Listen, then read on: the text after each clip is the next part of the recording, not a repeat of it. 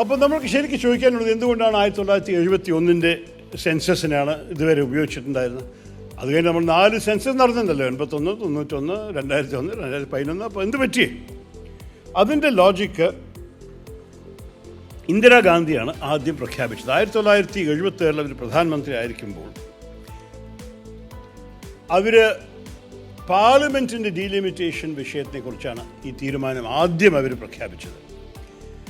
ആ കാലത്ത് നിങ്ങൾക്ക് ഓർമ്മയുണ്ടാവും, ഇന്ദിരാഗാന്ധിയുടെ പോപ്പുലേഷൻ പ്രോഗ്രാമായിരുന്നു പ്രധാനപ്പെട്ട ഒരു ആക്ടിവിറ്റി. ആ സമയത്ത് 1976 ഇറക്കിയ 42ാം കോൺസ്റ്റിറ്റ്യൂഷണൽ അമെൻമെൻറ്റ് നമ്മുടെ ഭരണഘടനത്തിൽ കൊണ്ടുവന്നതിൽ ഇന്ദിരാഗാന്ധിയുടെ തീരുമാനം എന്തായിരുന്നു? അവർ പറഞ്ഞു, പാർലമെൻറ്റിൻ്റെ സീറ്റുകൾ ആ 1971 സെൻസസ് പ്രകാരം ചെയ്ത പോലെ തന്നെ ഇരിക്കും. അതിനർത്ഥം കേരളത്തിന് ആ കാലത്തെ പോപ്പുലേഷൻ കണ്ടിട്ട് നമുക്ക് 20 സീറ്റ് ഉണ്ടായിരുന്നത്. ആ കാലത്തെ പോപ്പുലേഷൻ കണ്ടാണ് UPക്ക് 80 സീറ്റ് കിട്ടിയത്.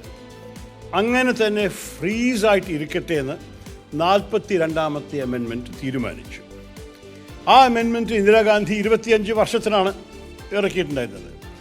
പക്ഷേ 2001 ആ 25 വർഷം കഴിയാൻ പോകുന്ന സമയത്തിൽ ആ കാലത്ത് ഭരിക്കുന്ന BJP സർക്കാർ, അടൽ ബിഹാരി വാജ്പേയിയുടെ സർക്കാർ ഈ വിഷയത്തിൻ്റെ അപകടം മനസ്സിലാക്കിയിട്ട് അവർ പറഞ്ഞു, ഇതിനെ ഇനി ഒരിക്കലും കൂടി നീട്ടാം. എന്നിട്ട് 25 വർഷത്തിന് എല്ലാ പാർട്ടികളും യുനാനിമസ് ആയിട്ട് കോൺസ്റ്റിറ്റ്യൂഷണൽ അമെൻമെൻറ്റ് നീട്ടി. അത് 91ാമത്തെ അമെൻമെൻറ്റായി. അതുകൊണ്ട് 2026 വരെ നീട്ടിയ ഒരു അമെൻമെൻറ്റാണ്. അത് യുനാനിമസ്ലി അഡോപ്റ്റഡ് ആയിരുന്നു രണ്ട് ഹൗസിലും. ഇതിൻ്റെ ലോജിക്ക് എന്താണ്? The reward for responsible state stewardship by a state of demography and human development could not be political ഡിസെൻഫ്രാഞ്ചൈസ്മെൻറ്റ്.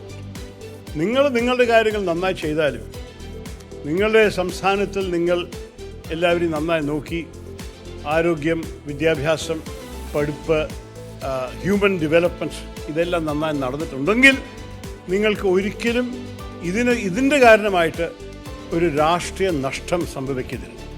അപ്പോൾ ഈ രാഷ്ട്രീയ നഷ്ടം എന്താണ്? നിങ്ങളുടെ അവകാശങ്ങൾക്ക് വേണ്ടി സംസാരിക്കാനുള്ള ജനപ്രതിനിധികൾ അവരുടെ എണ്ണം പാർലമെൻറ്റിൽ ചുരുങ്ങിയാൽ നിങ്ങൾക്കല്ലേ ഒരു രാഷ്ട്രീയ നഷ്ടം വരാൻ പോകും. അതുകൊണ്ട് അവർ പറഞ്ഞു, നമ്മൾക്ക് ഈ വിഷയത്തിൽ 71 സെൻസസ് പ്രകാരം തന്നെ നിർത്തിയാൽ മതി.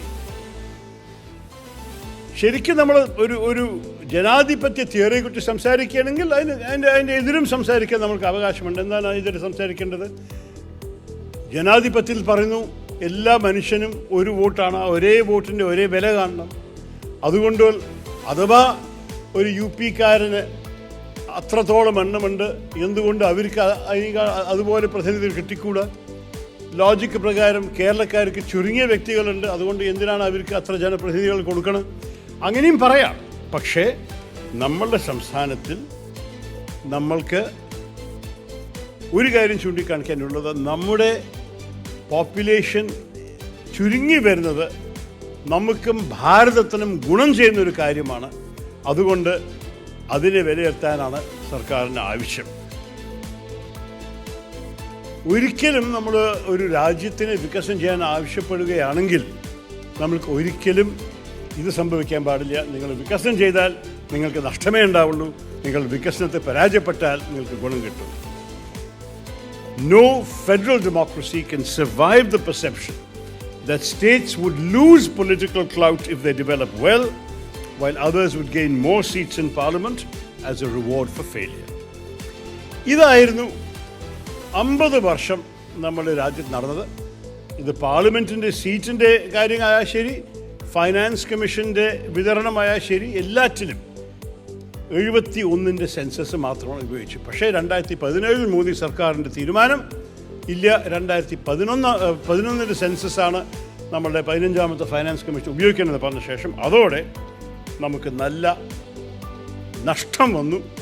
നമുക്ക് കേന്ദ്ര സർക്കാർ നമ്മളുടെ ടാക്സ് പണം വിതരണം ചെയ്യുമ്പോൾ നമുക്ക് ഒരു ചുരുങ്ങിയ എമൗണ്ടേ ഈ വർഷം കിട്ടിയുള്ളൂ. 16ാമത്തെ ഫൈനാൻസ് കമ്മീഷൻ്റെ ടേംസ് ഓഫ് റെഫറൻസ് അതുമീതെ മോശമായിരിക്കും. എന്നിട്ട് അടുത്ത സെൻസസ് എപ്പോഴാണ് വരാൻ പോകുന്നത് ആർക്കും അറിയില്ല. ഈ സർക്കാർ 21 സെൻസസ് നടത്തിയില്ല. പക്ഷേ വിമൻസ് റിസർവേഷൻ ബിൽ പാസ്സാക്കിയ സമയത്തിൽ അവർ പറഞ്ഞു 24 കഴിഞ്ഞിട്ട് ഞങ്ങളൊരു സെൻസസ് നടത്തും. അപ്പോൾ 24 തെരഞ്ഞെടുപ്പ് കഴിഞ്ഞിട്ട് അവർ ജയിച്ചാലും ഒരിക്കലും കൂടി ഒരു സെൻസസ് നടത്തി നമ്മൾക്ക് ഇനിയും ചുരുങ്ങിയ കേന്ദ്ര ടാക്സ് മണിയാണ് കിട്ടാൻ പോകുന്നത്. അതുപോലെ തന്നെ വേറെ വലിയൊരു അപകടം കാത്തിരിക്കുന്നത് പാർലമെൻറ്റിൻ്റെ ഡീലിമിറ്റേഷനുമാണ് വരാൻ പോകുന്നത്.